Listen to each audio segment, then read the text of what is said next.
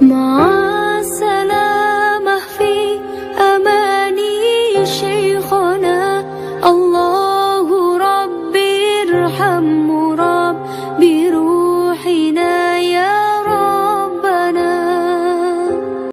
Akhlak Nabi itu bisa buat orang yang benci sama beliau jadi jatuh hati kepada beliau. Kalau kita udah jatuh hati jadi benci, kebalik. Nabi orang yang marah kepada beliau jadi jatuh cinta. Kita hampir jatuh cinta jadi marah. Kebalik nih akhlaknya. Berarti kita harus belajar banyak nih dari Rasulullah tentang akhlak.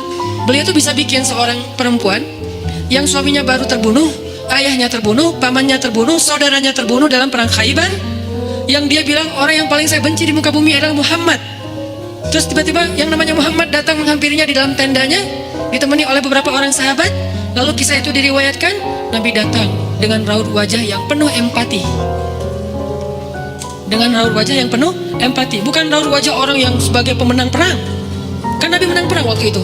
Sebagai seorang tuan, bukan. Yang empati. Yang kayak sahabat banget gitu. Datang Nabi duduk di sebelah Sofia. Sofia diam aja, marah banget. Cuma dia gak bisa ngapa-ngapain karena dia berstatus tawanan perang. Mau gimana coba? Mau dia tusuk? Gak bisa, dia sendiri. Dan dia takut bahwa dia akan diperlakukan seperti umumnya orang memperlakukan tawanan perang. Karena dia belum paham, belum kenal Rasulullah. Dia kaget ketika Rasulullah SAW minta maaf sama dia. Kaget, gak ada cerita orang dalam perang yang menang minta maaf kepada yang kalah. Ada gak cerita kayak gitu? Gak ada tuh. Yang menang minta maaf sama yang kalah.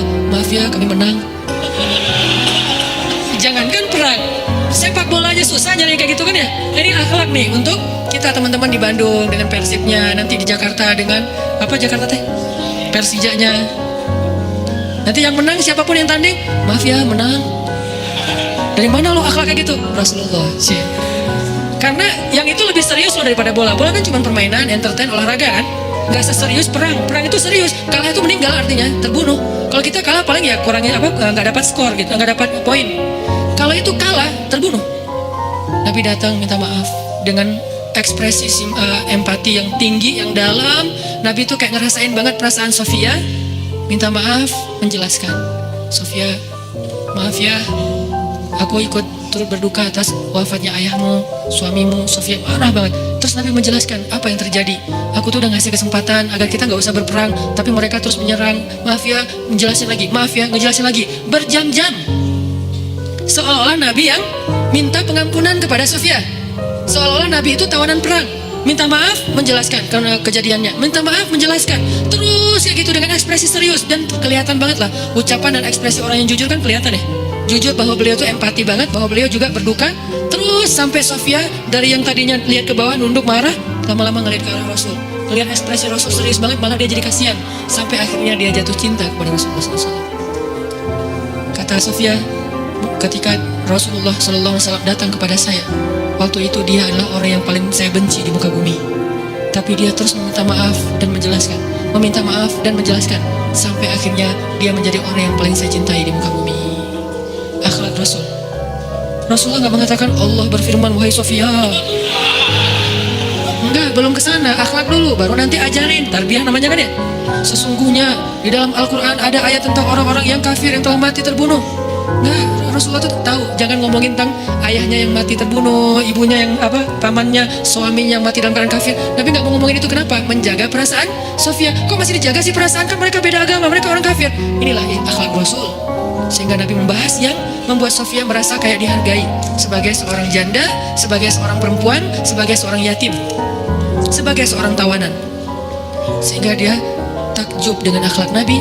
Akhirnya dia cerita, ya Rasulullah, belum beriman udah manggil, ya Rasulullah, saya pernah bermimpi bahwa dalam mimpi saya melihat ada rembulan di atas kota Madinah, lalu jatuh ke pangkuan saya. Jibril turun bilang ke Rasulullah, apa maksud dari mimpi itu? Tahu nggak Rasulullah apa maksud mimpi? Apa Jibril? Maksudnya rembulan itu kamu. Maksudnya dia akan jadi istri kamu di dunia dan akhirat. Rasulullah langsung, aduh mana ya? Rasulullah juga orang yang ra'fah banget tuh. Bil mu'minina ra'ufun rahim tuh Rasulullah. Gak enak, kan dia masih janda baru meninggal suaminya, masa saya lamar gimana ya? Kata Jibril, ya Rasulullah, Allah suruh engkau melamar dia untukmu menjadi istrimu di dunia dan di akhirat. Rasulullah dengan gak enak hati mengatakan, Sofia, aku ingin melamar kamu. Sofia, gimana ya? Itu mah cewek ya. Saya mencoba untuk menghayati kisah ini dari angle cewek elegan ya, bukan cewek biasa. Oh boleh, gak apa-apa sih, gue sih enggak. cewek elegan, cewek terhormat, cewek yang soleha walaupun belum beriman, pasti dia gak akan bilang alhamdulillah masya Allah, hanya panjang gitu kan ya, terus pakai emoticon berderai-derai, enggak, dia terhormat. Dia akhirnya, saya terserah gimana baiknya aja, menikahlah Nabi dengan Sofia. Modalnya apa? Akhlak. Bukan mahar yang besar, bukan akun sosial media followersnya paling banyak, bukan eksistensi, bukan gaya-gayaan, bukan datang bawa mobil mewah, datang bawa akhlak. Ini kayak modal kita belajar juga nih, gimana cara ngelamar calon istri, akhlak.